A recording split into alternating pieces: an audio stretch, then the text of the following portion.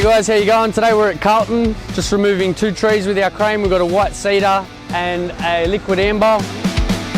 This tree was dying and branches were failing onto the neighbour's property. As you can see on the roof over there, there's a branch on the roof.